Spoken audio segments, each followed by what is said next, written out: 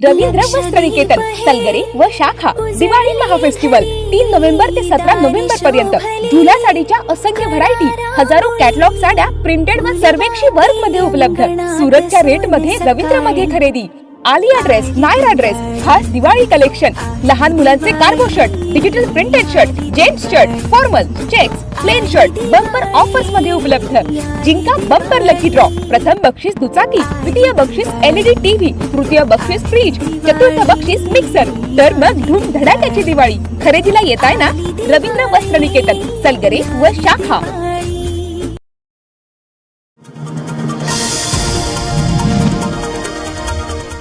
मराठा आरक्षणासाठी सरकारला 24 डिसेंबरपर्यंत मुदत दिल्यानंतर मनोज जरांगे तिसऱ्या टप्प्यात पुन्हा महाराष्ट्राचा दौरा करत आहेत. या दौऱ्याला 15 नोव्हेंबरपासून सुरुवात होतीये. शुक्रवार दिनांक 17 नोव्हेंबर रोजी सकाळी 8:30 वाजता विठा येथील श्री चौंडेश्वरी मंदिर चौकात मराठा समाजाची मुलूक मैदानी तोफ मनोज जरांगे यांची जाहीर सभा आयोजित करण्यात आली असल्याची माहिती मराठा क्रांती मोर्चाचे समन्वयक शंकर मोहिते यांनी दिली आहे. यावेळी जगन्नाथ पाटील, दहावीर शितोळे, महेश बाबर, जयकर साळुंके, विकास जाधव, विठ्ठल साळुंखे, विनोद पाटील, कुलदीप पाटील, राजू जाधव, रवी जाधव, अजय पाटील, पांडुरंग पवार, सोमनाथ कोरुलकर यांच्यासह पदाधिकारी आणि समाजबांधव उपस्थित होते. शंकर मोहिते म्हणाले, मनोज जरांगे हे 15 नोव्हेंबर ते 23 नोव्हेंबर असा राज्याचा दौरा करणार आहेत. या दौऱ्यात ते गावागावात सभा घेणार आहेत. येत्या 17 नोव्हेंबर रोजी सकाळी 8:30 वाजता विटा येथील श्री चौंडेश्वरी मंदिर चौकात मनोज जरांगे यांची जाहीर सभा आयोजित करण्यात आली आहे. या सभेच्या माध्यमातून खानापूर तालुक्यातील मराठा समाज बांधवांशी मनोज जरांगे संवाद साधणार आहेत. या सभेसाठी खानापूर तालुक्यातील सर्व मराठा समाज बांधवांनी आपल्या कुटुंबासह उपस्थित राहावं असं आवाहन शंकर मोहिते यांनी केलं आहे. यंदाची पहिली उचल 3,500 रुपये जाहीर करावी. गतवर्षीचे 400 रुपये दुसरा हप्ता तातडीने देण्याच्या मागणीसाठी स्वाभिमानीच्या वतीने जिल्ह्यातील सर्व कारखानदारांच्या बंगल्यासमोर खरडा भाकरी आंदोलन करण्यात आले. दरम्यान पहिली उचल आणि गतवर्षीचा दुसरा हप्ता न दिल्यास ऊस वाहतूक करणारी वाहने पेटवू असा इशारा स्वाभिमानीचे जिल्हाध्यक्ष महेश खराडे यांनी दिलाय. वसंतदादा कारखान्याचे अध्यक्ष विशाल पाटील, व्यवस्थापक शरद मोरे, मोहनराव शिंदे कारखान्याचे अध्यक्ष मनोज शिंदे, तासगाव कारखान्याचे अध्यक्ष खासदार संजय काका पाटील यांच्या बंगल्यावर जाऊन प्रभाकर पाटील यांनी खरडा भाकरी दिली. चालू हंगामात ऊसाला पहिली उचल 3,500 रुपये द्यावी. गतवर्षीचा 400 रुपये हप्ता खात्यावर वर्ग करावा.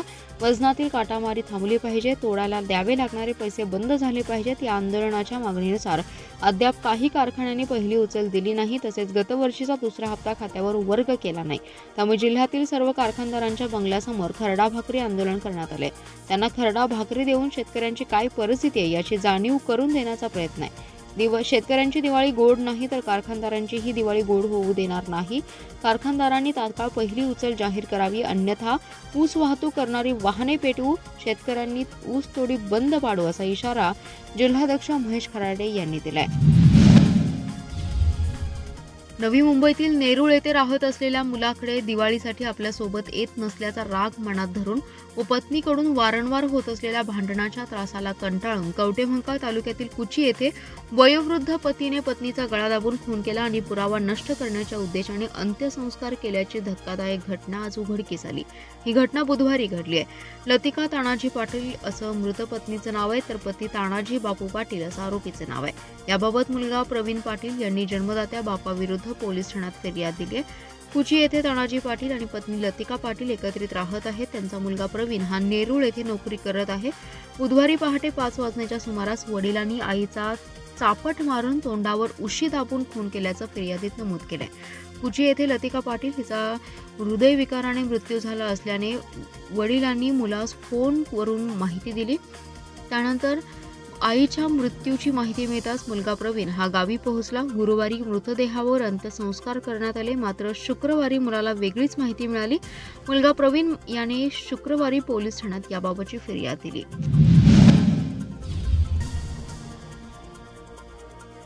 मंडूरपैकी धनगरवाडा आणि विनोबा ग्राम येथील नागरिकांना 7/12 वाटप करताना विशेष आनंद होत असून येथील नागरिकांचा 56 वर्षांचा प्रलंबित प्रश्न मार्गी लागला. यापुढेही सोयीसुविधा उपलब्ध करून देण्यासाठी कमी पडणार नाही अशी ग्वाही माजी राज्यमंत्री शिवाजीराव नाईक आणि आमदार मानसिंगराव नाईक यांनी संयुक्तपणे दिली आहे.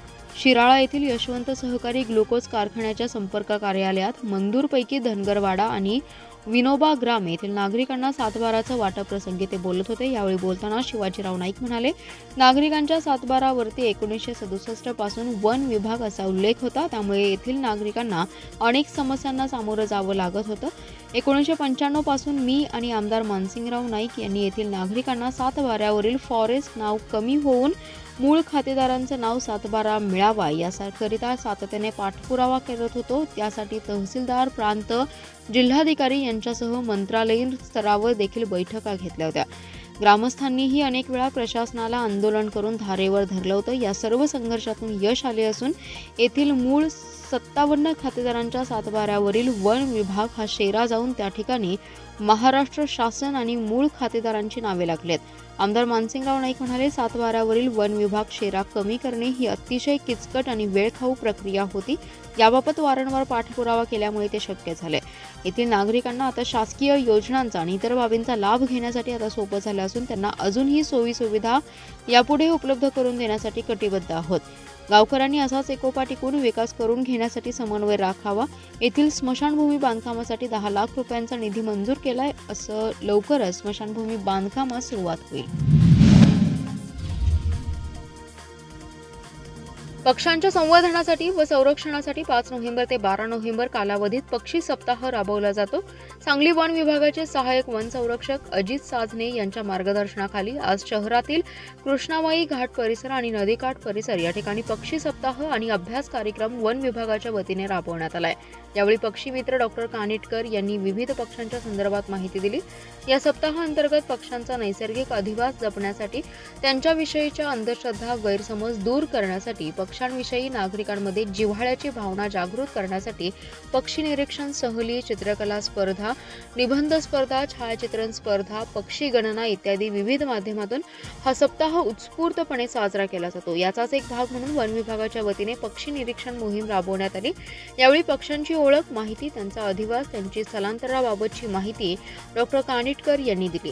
नेहमीच डोंगर आणि जंगलातील पक्षी निरीक्षण होतं. आज वेगळाच उपक्रम म्हणून नदी काठावरील पान स्थळावरील पक्षी पाहताना तिथे येणारे स्थानिक, स्थलांतरित तसेच इतर देशातून येणाऱ्या पक्ष्यांच्या बद्दल माहिती जाणून घेण्यात आली. यात व्हाईट वॅकटेल, नदी सुरण, हळदी कुंकू बदक, बगळे, चित्रबलक, धोबी, मुनिया, घारी, ब्लॅक विंग, स्टिल्ट, टिटवी, धनेश, हरियाल इत्यादी बरेच पक्षी पाहण्यात आले.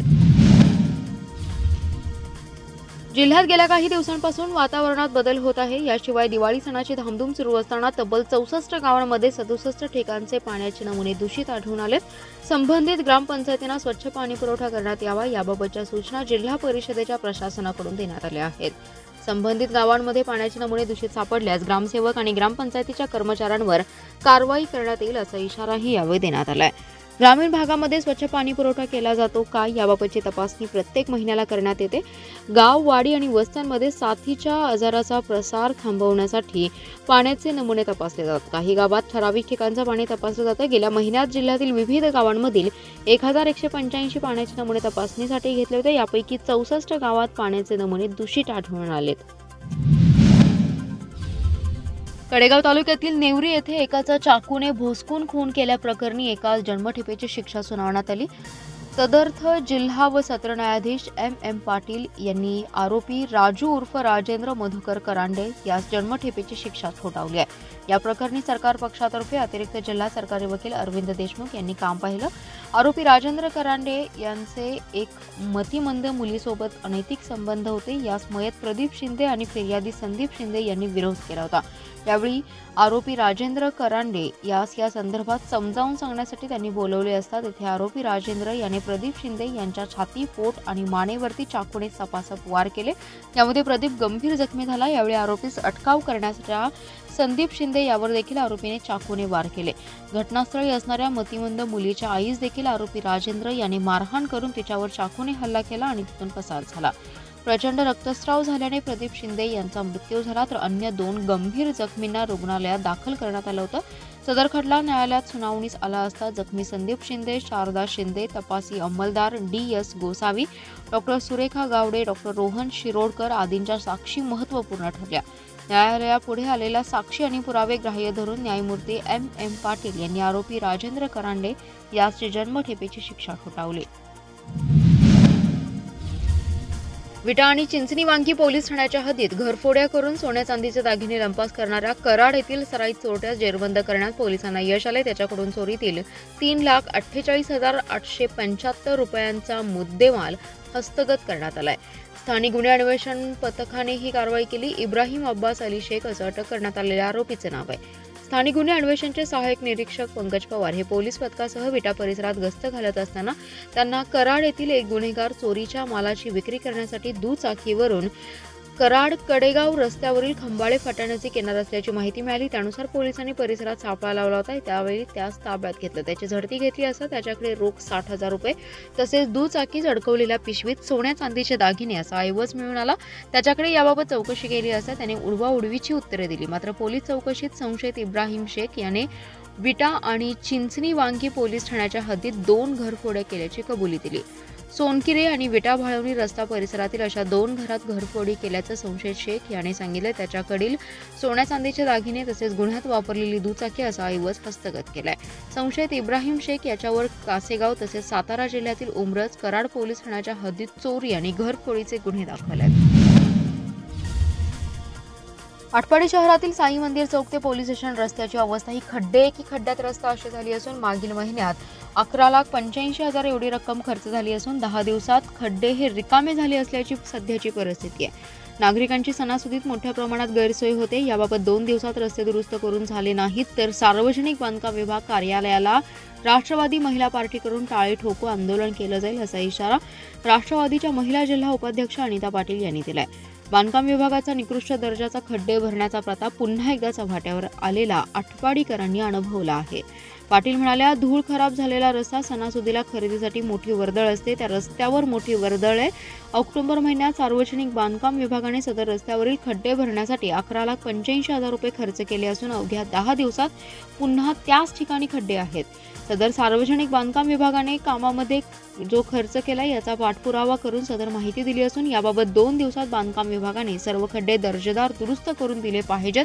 अन्यथा बांधकाम विभागातील कार्यालयाला टाळे ठोकले जातील असा इशारा जिल्हा उपाध्यक्ष अनिता पाटील यांनी दिलाय.